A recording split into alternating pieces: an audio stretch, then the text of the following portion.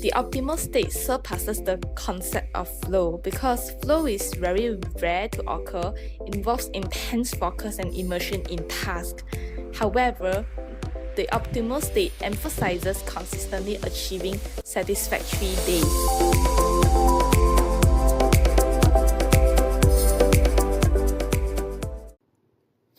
Hey everyone, welcome to the Future Builders podcast by Empowered Liion. This channel is about guiding you to live a life you desire by integrating your passion into your career. We want to show you how you can make enough money while doing what you truly love. It is not a myth. And we are doing this right now. Yeah. Yay.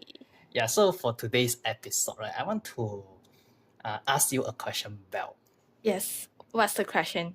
Yeah, when was the last time that you were so concentrated on doing one thing that you forget about the time and you feel like so satisfied after completing the work?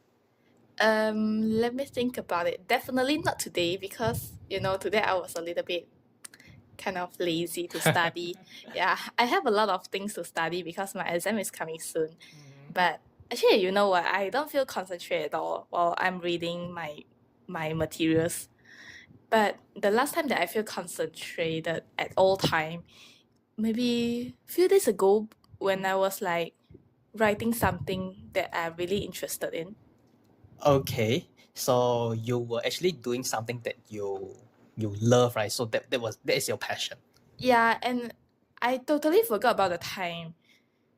Mm-hmm. So when you were doing the work, like when you're writing the stuff and you just like don't know what happened surrounding you, right? So you were just like so focused on your work. Yeah, even somebody that I really like, right, come to chit chat with me, I will ask them to like stop for a while, let me finish my work before I can talk to you. Whoa, that is great. Okay, so this is actually known as flow. Oh. Okay, so the condition is called flow. So meaning to say that you are so concentrated on doing something and you will feel extremely satisfied after the work has been done. Oh, but it doesn't come always, right? Yeah, because this state, right, it is very hard to achieve. Yeah, so for some people, they like for some people, like some average people, they don't even like have it like once in their lifetime. Yeah, so it is very hard to achieve. Okay, but today, right, we are going to introduce the term. It is called optimal state. And optimal state, it is something like flow, okay, but it is actually easier to achieve and everyone can do it every day. And we are going to introduce the book of the day, which is Optimal by Daniel Goleman. Yeah. So, do you know about Daniel Goleman? For him, right, he is actually quite a famous person. He is actually the author of the book called Emotional Intelligence. This is what we call EQ.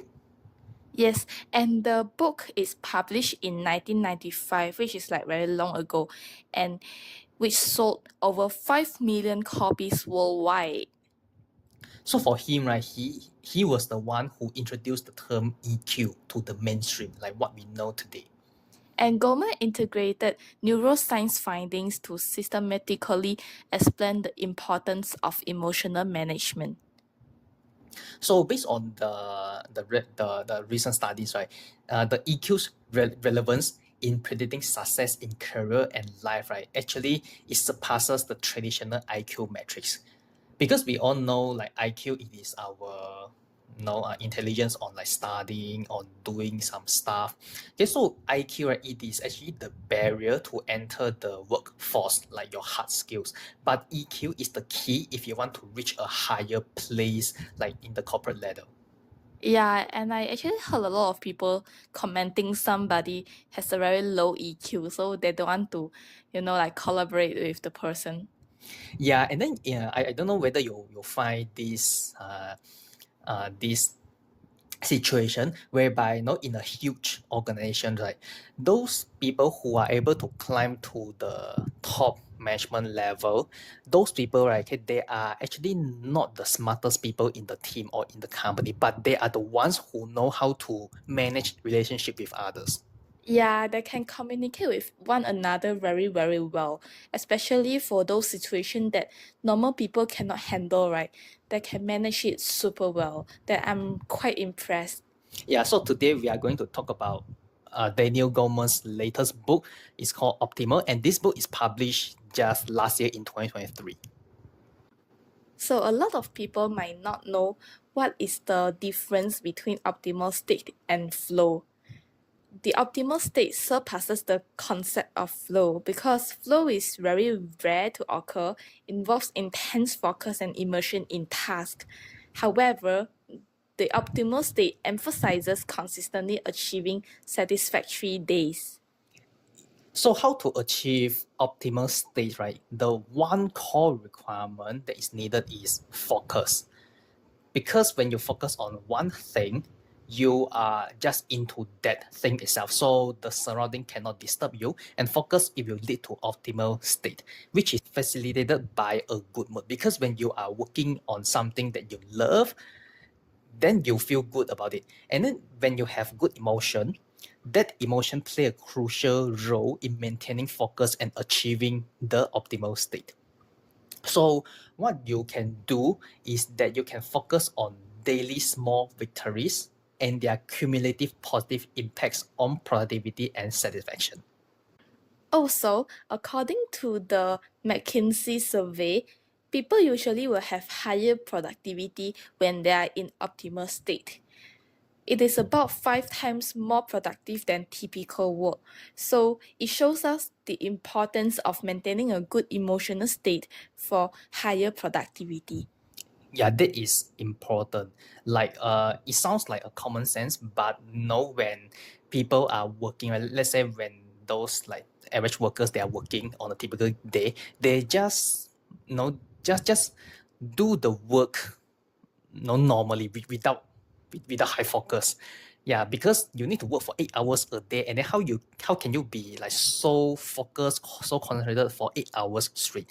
So when you do work for 8 hours, without much focus, the result is actually poorer. The quality is poorer than you just become focused for 2 to 3 hours, like to have high productivity of work. Yeah, I agree. And it is very important to consistently experiencing fulfilling days because it is the essence of self-realization. Mm.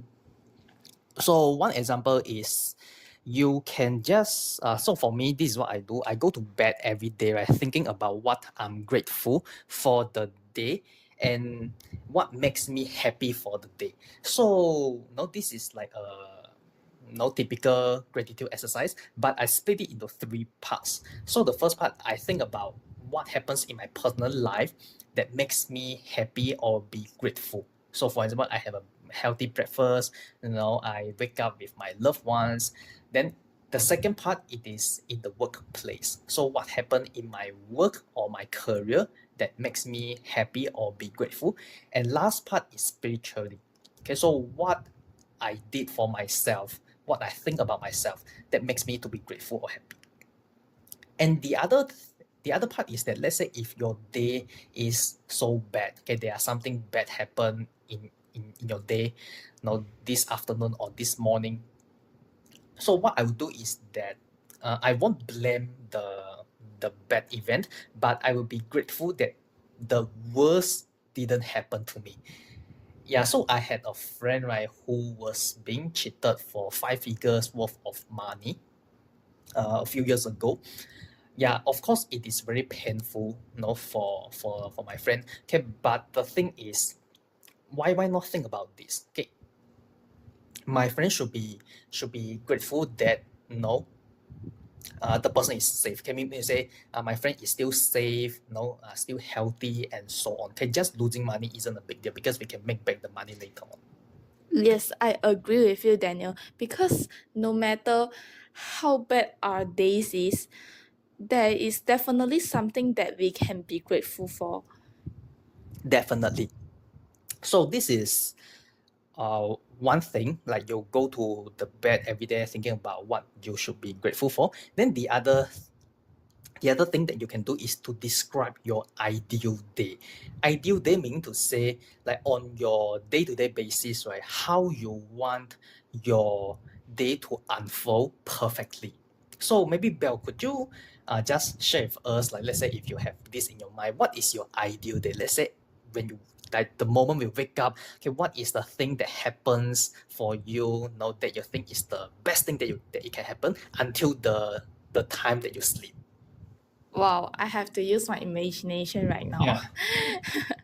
So for my ideal day, um, I prefer wake up early in the morning around 7 o'clock because that's the time I feel the surrounding is very quiet and I feel calm so that I can be more focused on my work.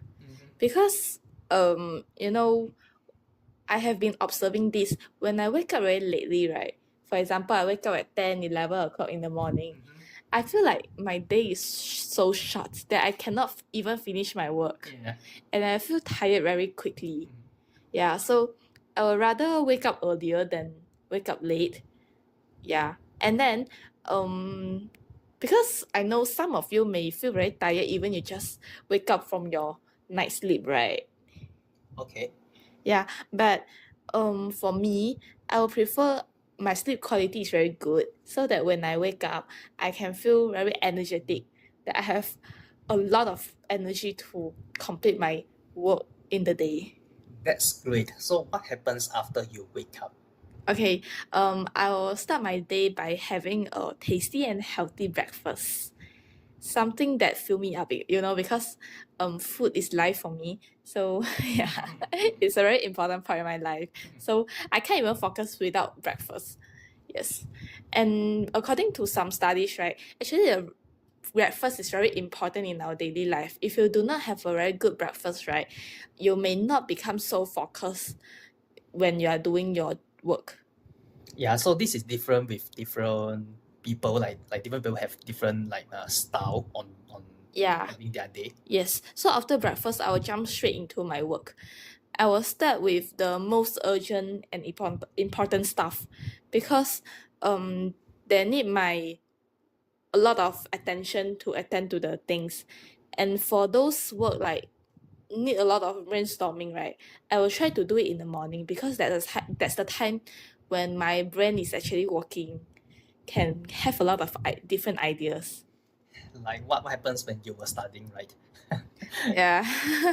So for my study, actually I don't need a lot of brainstorming. I just need a lot of memorization. So it's a little bit difficult for me. But okay, let's come back to this. Yeah. Yeah.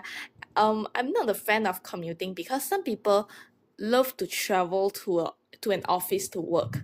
But for me, I would rather to save up the time of traveling and I just straight away work after my breakfast in my place. Yeah, same for me. For myself, I really don't want to drive to work because when I drive, I'm literally like wasting the time, like And doing, energy also. yeah, doing nothing else but just like commuting myself. And traffic jam sometimes. Yeah. Yeah, but I'm very particular about the location of work. I cannot focus in my bedroom because when I see my bed, right, I feel very sleepy and lazy. Yeah, and I don't want to work in the living room also because a lot of people will be passing by, like very distracting. I would like to have a dedicating workplace for me. It can be a small room or whatever, I don't care. I just need a private place for me to do my work. So a private table and chair without bed. Yes, I need a big table. And then I usually have a to-do list, a daily to-do list. So I'll make sure I complete everything on my to-do list before I end my day. Yeah. So after that, after I finish all my brainstorming work, right, I will go for my lunch at about 12 o'clock. Yeah, so usually for my lunch, right, I won't spend a lot of time for it because I need some time to take a nap to recharge a little bit after the lunch. So I usually spend 15 to 20 minutes for my lunch. Yeah, although it's right, very short lunchtime, right? But I will make sure my meal is healthy and delicious one. Yeah. Yeah. So I won't want to spend a lot of time for lunch. Then afterwards I can go for a nap. Either 1 to 2 hours. Yeah. Oh, that is a long nap. Yeah, because I rather to sleep more than eat more. Okay, so for those of you who are listening, now Belle, although she sleeps quite a long time, but her productivity is like at her best throughout the day. Yeah, so you want to now manage your own sleeping time to make sure your productivity. Okay. And I think for most people, right, usually the white collars, they would like to have lunch together with their colleagues and friends. Do you agree? It is like a norm to them. I've been working in the office before. Then there will be let's say a group of like 5 to 6 people. They always eat together every day, and so nearing the lunchtime, right? So when one person has done the work, then the person has to wait for the other colleagues to finish their work before they all go out to eat together, and it is like wasting everybody's time. Yeah, that's a very frustrating part. I don't like to wait for each other though. Although you can it's a very simple thing. You can just eat it on your own. You don't need to wait for others to finish your lunch. Yeah, and then during the lunch itself, right? Then the conversation is all about work. Yeah, that's very tiring because lunchtime is all about the time for you to recharge your energy before you can continue the second half of the day. Mm-hmm. Yeah. So I'm not a big fan of socializing during lunch. So nah. You prefer sleeping and recharging yourself. Yes, exactly. So after my 1 to 2 hours of nap, I will actually switch back to my working mode. So I will continue to work, but I will focus on those work which needs a lot of creativity. Mm-hmm. Yeah, because I do not need a lot of brainstorming on it. Mm-hmm. Yeah, and I would rather do a work that involves a complicated steps, but a very easy one. Yeah. Yeah, so what happens after you have done your afternoon work? So for my afternoon work, right, I will usually end my day at around 4:30 p.m. Okay. Yeah, so after that I will just contact my colleagues, my co-workers to update them what I have been doing, what I've done, and what kind of help I need from them. Because like some work we need some collaboration within each other. So we cannot finish it just alone. I need some help from them. So I will try to let them know after I've finished my day. So before the next day, right, they can actually finish all the things that I require. Okay, that is good. So you inform your coworkers, you update with them. Yeah. And what's after your work? I will go to the gym for usually I spend 1 to 2 hours in the gym also because just workout is about 1 hour plus and then you need cool down, you need to shower. So I think maximum 2 hours. Yeah. Then after that I will spend time for dinner. Dinner is very important in my day because that's the only time I can catch up with my loved ones. Wow, that is good. And usually I will spend 1.5 hour for the dinner. So we will be talking about what we have been doing for this whole day, what funny things has been happening. Yeah. That is really important to spend time with your loved ones. And you spend like 1.5 hours for dinner. Some people think that it is like so long and don't have more time to do their own stuff. But I think it depends on different people. But I think you value your loved ones very much. Yes, exactly. And actually, this depends on different people because, like some people, they don't even have a lot of time to spend with their loved one for dinners due to their shift of working. Agree. Yeah.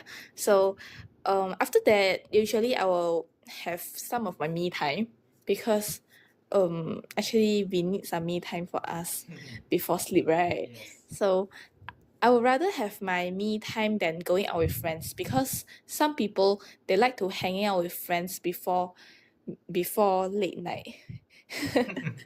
For my friends, yeah. They love to join me going out, but I usually reject them because I need some time for me, myself, and my family. Yeah. So before bed at 10 p.m., I sleep quite early. I like to sleep earlier than 11 so that the next day is like a better day.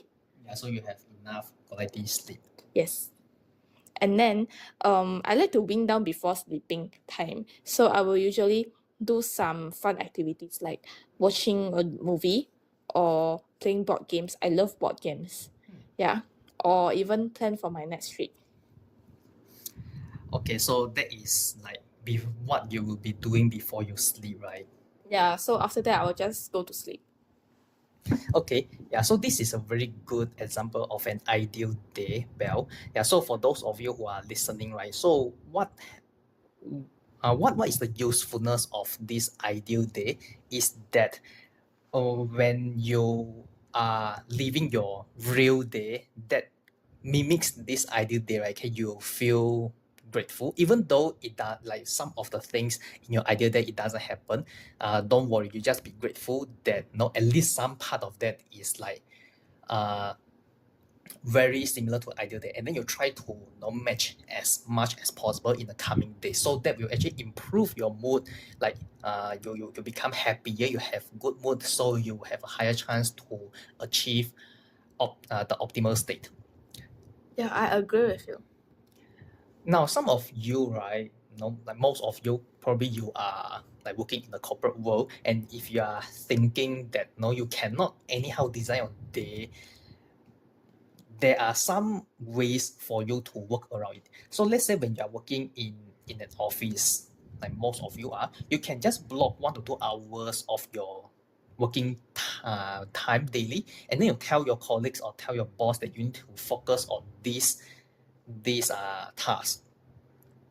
And then let's say if you're working in a large corporation, then there should be like meeting rooms for you to be inside, for you to book so that you stay focused. So when the key thing is again to stay focused. So when you are focusing on one thing, then you will achieve the optimal state, and then your productivity will increase tremendously.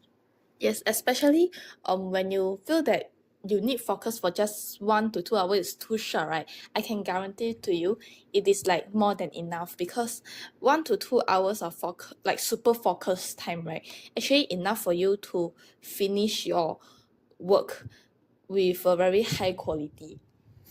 Yes, and one more thing is what Belle mentioned just now, like about the lunch time. So during lunch, you can even prepare your own food and not going to eat with your colleagues, because most of the time they talk about gossips or work-related stuff. You don't want more of that. Okay, so you can just like use half of your lunch hour to eat, and then the other half to rest, to read a book, or to meditate. And then after your work, you can arrange for exercises or mindfulness sessions to release your stress. Yeah, but that's all about how to achieve the optimal state, right? However, in order to achieve the optimal state, actually we need enough EQ also, which is the emotional intelligence. Yeah, so according to Daniel Goleman, right, there are 4 quadrants of emotional intelligence. Yes, the first one is self awareness. We have to recognize our own emotions and their impacts. We have to understand what is the current emotion, where are they coming from, and why we feel that way. It is very important because it's all about ourselves. Only we can understand ourselves, and others cannot just through observing, then they know what are we thinking. And I think this is the most fundamental skill in EQ. If we do not have self-awareness, we actually do not know about what are we feeling.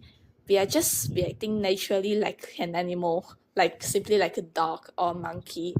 Yeah, you can see that those animals they just react based on their instant feelings, right? So they actually don't even feel that they feel that way.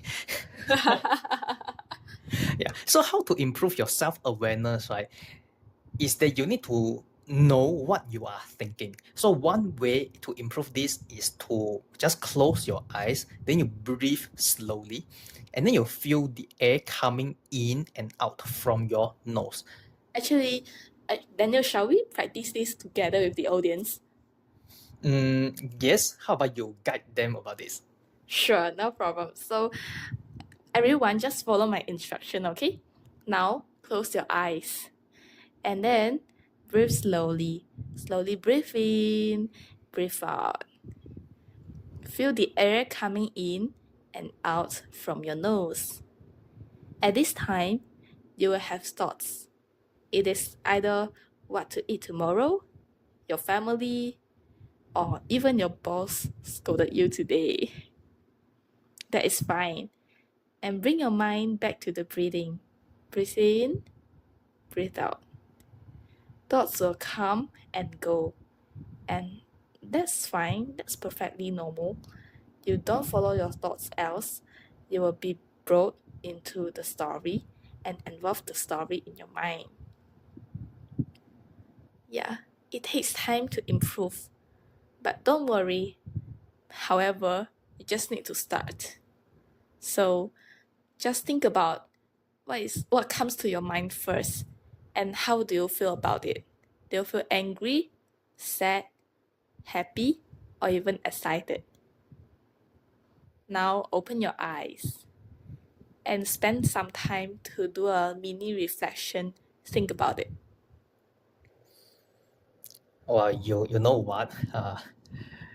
For myself, through this, just less than 1 minute kind of meditation, I really can, you know, focus on my breathing, and then I can see what I'm thinking about. Meaning to say, I know what I'm thinking about. Wow, that's amazing. Yeah, and this is actually good for you too, like for the audience, because some people might think that no, when I meditate, I don't want any thoughts to come along my way. If I have got any thoughts, then it would be a bad meditation, but it is not true.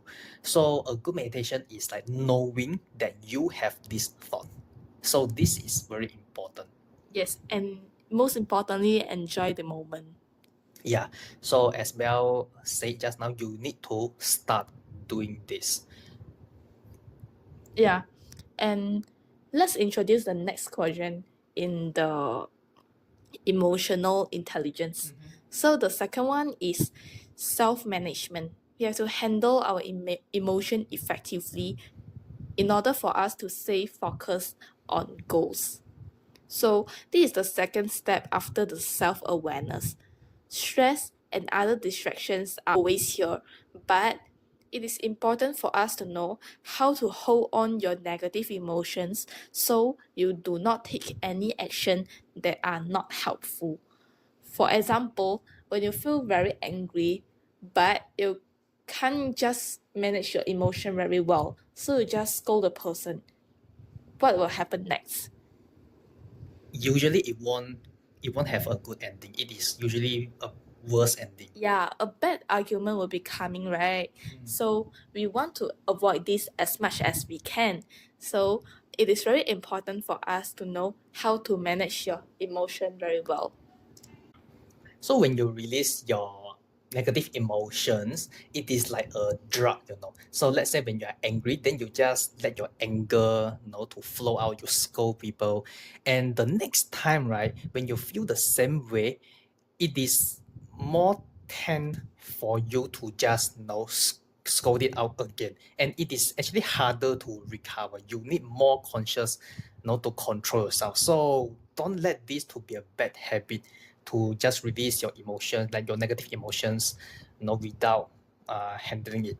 Yeah, instead, what do you think we can do? Yeah, so when a bad thing happen, right, one tip is to ask yourself two questions. The first question is, do I have the ability to change what has already happened? Then the second question is, if I am having negative emotions like I'm angry or sad, right, can I change the situation? If both the answers are no, you just accept it, and then you think of the best solutions that you can do the next, and you just proceed with it. Wow, this is actually quite difficult for us to immediately realize about this, but I think it takes some time for us to practice. Yeah, so actually the most important step is like the first quadrant, the self-awareness. So you need to really be aware of what is your current feeling, and then you just take the necessary actions. Yes, and for a lot of people, if you just started this exercise, right, if you really cannot control your mouth for the first few times, that's perfectly fine because we are all human, we make mistakes. But the most important thing for you is you really have to reflect on this. Reflection is very important in our life because you can know what you have done wrong and what you can do better next time. Agree. So after you have managed yourself, you are aware of yourself, and then you manage your emotions, then we will move on to the third quadrant. Yes, the third quadrant is social awareness. It is all about empathizing with others and understanding social dynamics. For example, sometimes you're extremely angry or sad when people talk negatively or have a bad behavior to you. Mm-hmm. Then it is okay to express your frustration, but if you keep holding on to the emotion, you are not going to live well. You can think about why the people behave the certain way, and although the way they express it was unpleasant, sometimes it is good for you. Yeah, so maybe I can share one example that I had. This is not a very good experience that I have, but after thinking about it, I think that maybe I can learn something about it. Yeah, so this happened during my internship time. So during the internship, I had some presentations to my manager. So I spent like a few days finding the relevant information, okay, and then accumulate my findings, everything. Okay, so I made up a presentation slide. So when I was presenting my slides to the manager, you know, just like after 1 2 slides, after I talk about like just 1 2 minutes, and the manager straight away, asked me to pause and then asked me to go back to the previous slide and then start pinpointing every single detail of the slide that I made. Like especially about the data collection. He asked me, where do I get the data? What's the source of data? Is the source reliable? Like something like that. So no, the thing is why I was so angry is because I want my presentations to be smooth. So my presentation time is like 15 to 20 minutes. So I wanted to stick to my flow. Okay, I want to finish everything and then we can have a Q&A at the end. But what happened was just after 1 to 2 slides, the manager asked me to pause and then straight away ask me questions from that slide itself. And then some of his questions, right, it is actually uh, it will be reflected, like it will be answered for my during my subsequent slides. Yeah, so the thing is during the entire presentation, what what he did, right? I was really angry. I was really burning in my stomach. Yeah, it can be a very stressful situation. But actually, did you learn something from this situation? Yeah, so after that, right, I kind of like do a reflection of my presentation of myself, and think about like why he chose to do it that way. So reflecting back, right, it was actually beneficial to me know about his feedback about how I find the data points and so on. Yeah, so actually I still learned from it, although I still don't really like the manager until today. That's very true of you. Yeah, so the important point of this uh, example is that you need to think about what you can learn from the incident, no matter it is good or bad thing. True, true. And I think it's time for us to tell you the last quadrant, right? So the last one is relationship management. It is a very important thing in the quadrant because why we are going to have a good EQ just because we want to manage our relationship well, right? Yeah, EQ it is more about like managing your communication with others. Yeah. So when there's communication, there's relationship. So building and maintaining positive relationships with others are very important because they may be your one of your resources one day you won't know. Yeah, so Daniel Goleman kind of summarized this quadrant to be like the combination of the previous three quadrants that we talked about. Yeah.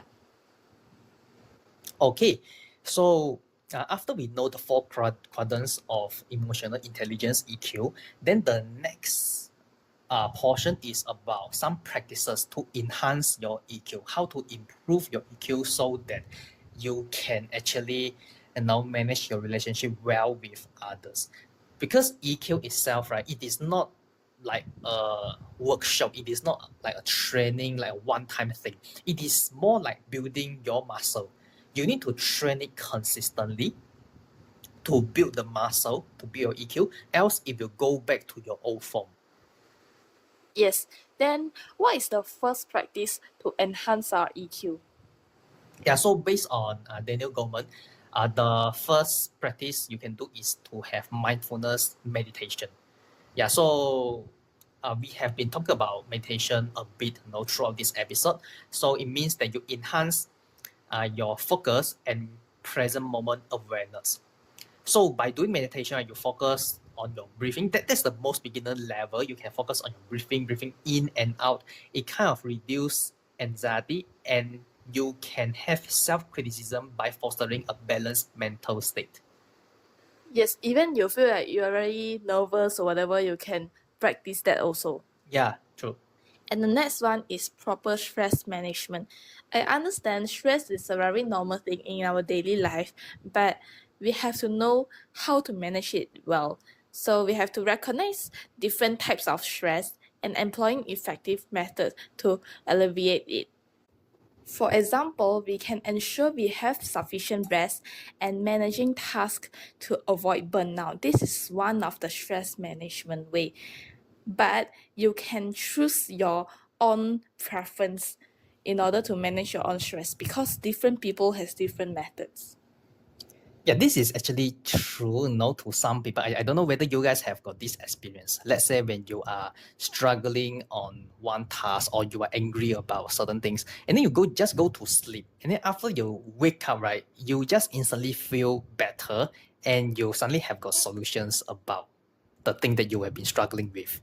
Yes, for me, right, usually I'll just go to sleep, just as what Daniel has mentioned just now. But back then, during my secondary school time, you know what, when I do not have any idea how to like move on from this situation, I will go to brush my teeth because when I'm brushing my teeth, I will got more ideas and I feel like more relaxed. This is like quite strange, but it is still useful. Like some people, they go to have a shower and then they will have more ideas. Yes, or even jogging or anything else. That's perfectly fine. That's true. Yeah. So the third practice to enhance your EQ, it is to listen to your inner voice. Yeah. So you can actually trust your gut feelings and your intuitions because most of the time, right, it will be the correct decision that your gut feelings wants you to make. So this actually is supported by neuroscientific findings that you follow your intuitions, you follow your feelings, you can actually become a better self and enhance your EQ. And the next thing is you can align your actions with your personal values and inner guidance because when you make your decisions based on your feelings, your intuition, it is actually aligned with your values. So you can do the things better. Yes, and practicing cultivating love and compassion is very important for us to improve our EQ as well. By developing empathy and strengthening social connections through practices like compassion meditation, actually we can improve the third quadrant in the EQ, which is social awareness. Yes. So, how to achieve this? Actually, you can try to find some volunteering program in your community. When you're free, you can just join them to volunteer. It's either to donate some money or even volunteer your time and energy to do so. And it is very important for us to express our gratitude to nurture positive emotions and relationships daily also.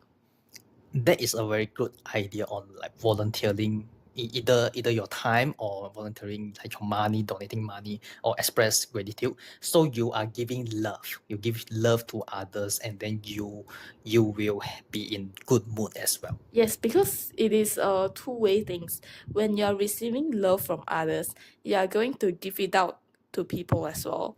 True. So what's the last exercise for us to improve our EQ? Yeah, so the last one, it is actually not in the book, but I think it is very important to mention about it. It is to have a regular exercise sessions, like jogging, like having a yoga session or swimming. So when you incorporate the physical activity, it can actually help you to boost your mood, and then it help you to enhance focus and improve overall health. Because for myself, right, I am actually a runner. No, I actually developed running this habit not long ago, like less than 1 year ago. But when I was running, my typical running time is like 45 minutes to 1 hour. And throughout that time, right, I was really focused on the form, meaning to say how I run and then my breathing, everything. So I didn't have time to think about other stuff. Yeah, so it actually helped me with my focus. So when I'm more focused, my EQ will become better. So you can use exercise as a means to maintain high energy level and a positive outlook for yourself. Yes, and through exercise, right, actually our body will release dopamine, which will make us happier. Yes, dopamine is kind of like a drug, right? I would say a healthy drug.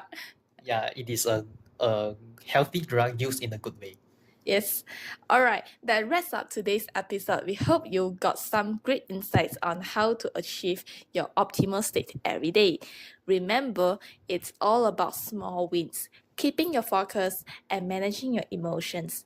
Basically, being the best version of yourself, both at work and in life. And hey, if you are curious about how you are doing in your career right now, why not take our career fulfillment audit? It's quick, it's easy, and it's a great way to see if you're on the right path to doing what you love. Just head over to www.empoweredlion.com/CFA and check it out. Thanks for hanging out with us today. We are super grateful for that. If you enjoyed this episode, make sure to subscribe, share, and leave us a review. We'll catch you next time on the Future Builders podcast by Empower Liion. Keep building your future one step at a time. Stay tuned. Bye.